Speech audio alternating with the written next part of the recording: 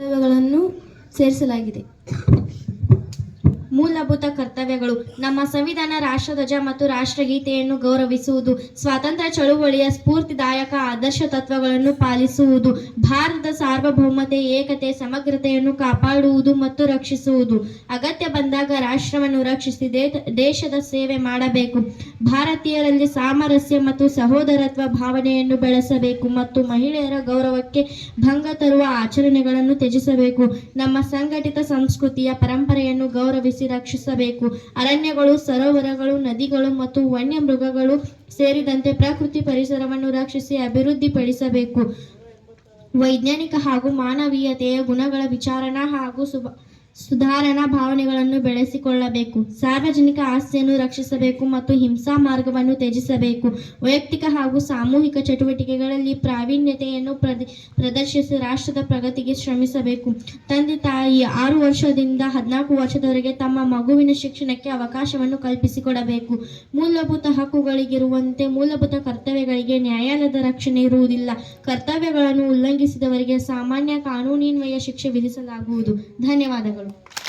ಎಂದಿನಂತೆ ಇವತ್ತು ಕೂಡ ನಮ್ಮ ಶಾಲೆಯಲ್ಲಿ ಸಚೇತನ ಕಾರ್ಯಕ್ರಮ ನಡೆಯುತ್ತದೆ. ಇವತ್ತಿನ ಸಚೇತನ ಕಾರ್ಯಕ್ರಮ ಎಂದರೆ ಹುತಾತ್ಮರ ದಿನ. ಮಹಾತ್ಮ ಗಾಂಧಿ ಮಹಾನ್ ಪುರುಷರಾಗಿದ್ದರು. ಸಂಪೂರ್ಣ ಭಾರತ ಅವರನ್ನು ರಾಷ್ಟ್ರಪಿತ ಎಂದು ತಿಳಿದಿದ್ದರು.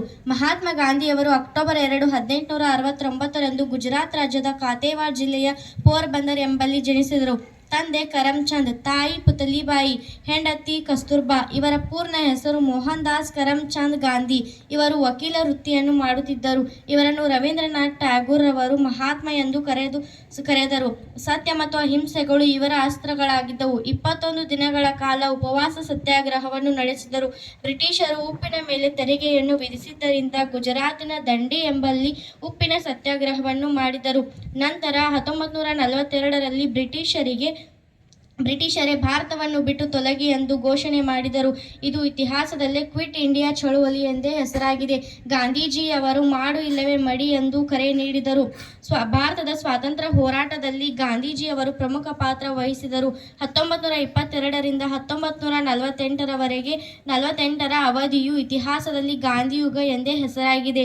ಹೀಗೆ ಬ್ರಿಟಿಷ್ ಸಾಮ್ರಾಜ್ಯಶಾಹಿಯನ್ನು ಕಿತ್ತೆಸೆಯಲು ಹೋರಾಡಿದ ಇವರು 1948 ಜನವರಿ 30ರಂದು ಗುಂಡೇಟಿಗೆ ಬಲಿಯಾದರು. ಇವರ ಸಮಾಧಿಯು ದೆಹಲಿಯ ರಾಜ್ಘಾಟ್ನಲ್ಲಿದೆ. ಜನವರಿ 30ನ್ನು ಮಹಾತ್ಮ ಗಾಂಧೀಜಿಯವರು ಹುತಾತ್ಮರಾದುದರಿಂದ ಹುತಾತ್ಮ ದಿನಾಚರಣೆ ಎಂದು ಗಾಂಧೀಜಿಯವರ ನೆನಪಿನಲ್ಲಿ ಆಚರಿಸಲಾಗುತ್ತದೆ. ಇದನ್ನು ಶಹೀದ್ ದಿವಸ್ ಎಂದು ಕರೆಯುತ್ತಾರೆ.